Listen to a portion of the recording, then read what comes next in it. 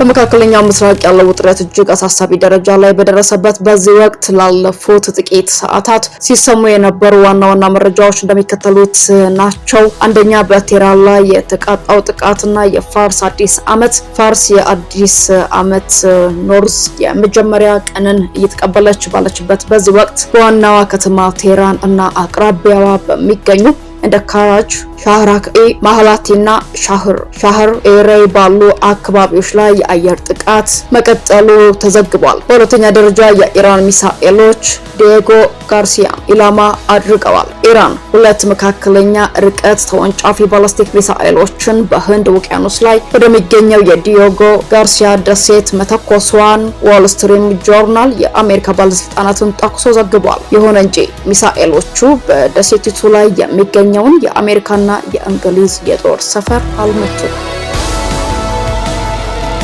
በኢራን መዲና ቴህራን ላይ አሁን የተፈጸመው የአየር ጥቃትን ተከትሎ የኢራን ቀይ ጨረቃ ማህበር አባላት የፍለጋና የነፍስ አድን ስራ ያከናወኑ መሆኑ የሀገሪቱ የመንግስት ቴሌቪዥን ዘግቧል።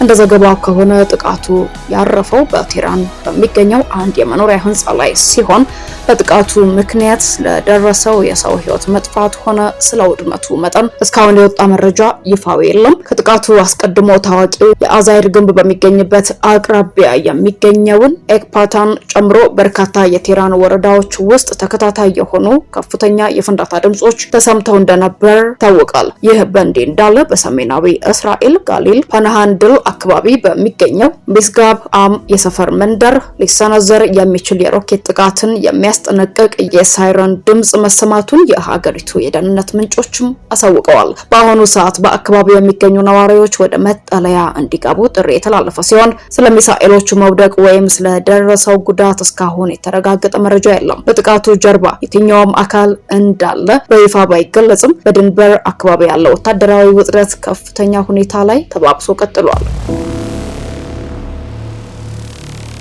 የኢራን አብዮታዊ ዘበኛ 7ኛ ዙር ጥቃቱን ሰነዘረ። የኢራን እስላማዊ አብዮታዊ ዘበኛ ኃይል በመካከለኛው ምስራቅ በሚገኘው ከ55 በላይ የአሜሪካና የእስራኤል ስትራቴጂካዊ ኢላማዎች ላይ የ7ኛ ዙር ጥቃቱን መፈጸሙንም አሳውቋል። የፕሬዝዳንት ዶናልድ ትራምፕ አስተዳደር የኢራንን የኒኩሌር ቁሶችን በቁጥጥር ስር ለማዋል ወይም ደግሞ ለማውጣት የሚያስችል ስልት እየቀረጹ መሆኑን ሲቢኤስ ዘግቧል።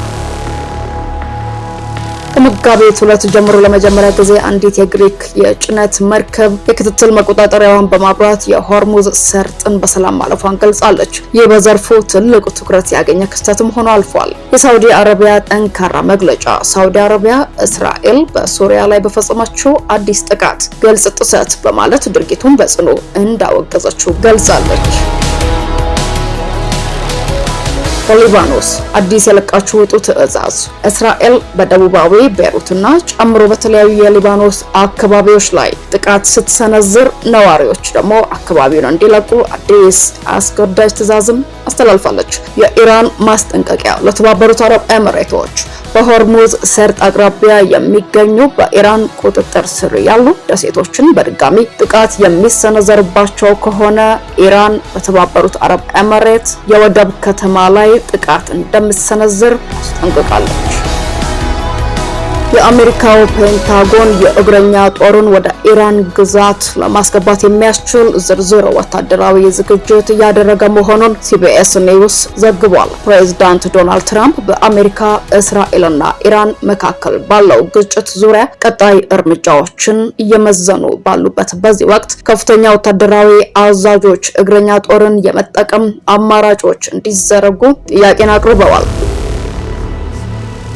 ፕሬዝዳንት ትራምፕ ትናንት በኦቫል ኦፊስ በሰጡት መግለጫ እግረኛ ጦር በየትኛውም ቦታ ላሰማራም ቢሉም ቀጥለው ባሰማራም እንኳ ለእናንተ ለጋዜጠኞች አልነግራችሁም በማለት ጉዳዩን በሚስጥር እንደሚይዙት ፍንጭ ሰጥተዋል። የዋይት ሀውስ የፕሬስ ሴክተር ካሮሊን ቤሪት በበኩላቸው የፔንታጎን ስራ ለጦር ኃይሎች ጠቅላይ አዛዥ ለፕሬዝዳንቱ አማራጮችን ማዘጋጀት መሆኑን ገልጸው ይህ ማለት ግን ፕሬዝዳንቱ የመጨረሻ ውሳኔ አስተላልፈዋል ማለት እንዳልሆነ አስረድተዋል። እንደ ዘገባው ከሆነ ወታደራዊ ዝግጅቱ የአሜሪካ እግረኛ ጦር ወደ ኢራን ከገባ ሊማረኩ የሚችሉ የኢራን ወታደሮችን እና ሚሊሻዎችን የት እንደሚመጡ እና እንዴት እንደሚታዘዙ የሚገልጹ እቅዶችን ጭምር ያካተተ ነው። ለአብነትም የአሜሪካ 82ኛው የአየር ወለድ ክፍለ ጦር እና የባህር ኃይል ፈጣን ደራሽ ክፍሎች ወደ መካከለኛው ምስራቅ ለመንቀሳቀስ በመዘጋጀት ላይ ናቸው። በተጨማሪ ባለፉት ጥቂት ቀናት ውስጥ 3 የጦር መርከቦች እና 2200 የባህር ኃይል ወታደሮች ከካሊፎርኒያ ተነስተው ወደ ቀጠናው ማቅናታቸው ተረጋግጧል። ይህ እርምጃ ጦርነቱ ከተጀመረ ወዲህ ወደ መካከለኛው ምስራቅ የተላከ ሁለተኛ ግዙፍ የባህር ኃይል ስምሪት ሲሆን ይህም ፔንታጎን ለፕሬዝዳንቱ ማንኛውም አይነት ወታደራዊ እርምጃ የእግር ጦርን ጨምሮ ለመውሰድ የሚያስችል ዝግጁነት እንዲኖራቸው እያደረገ መሆኑን ያሳያል።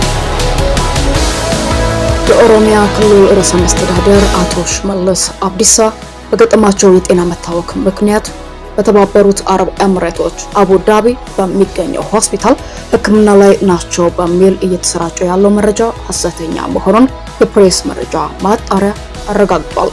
በአንድ የሕክምና ማዕከል ሲታከሙ የሚያሳዩ ምስሎችም በማህበራዊ ትስስር ገጽ በስፋት እየተሰራጩ ይገኛሉ። እየተሰራጩ ያሉት ምስሎች በተመለከተ በሰው ሰራሽ አስተውሎት ኤአይን በመጠቀም ባደረግነው የመረጃ ማጣራት በማህበራዊ ትስስር ገጽ ላይ እንዲሁም በፌስቡክ የተጋሩት ምስሎች በጉግል ኤአይ የተፈበረኩ እንደሆኑ ማረጋገጥ ችለናል ብለዋል። በዚህ መሰረት ህብረተሰቡ መሰል የተሳሳቱ መረጃዎችን ሳይደናገር መረጃዎችን ከሚያዛቡ አካላት በመጠበቅ መረጃን ከምንጩ መውሰድ እንደሚገባው የፕሬስ መረጃ ማጣሪያ አሳስቧል።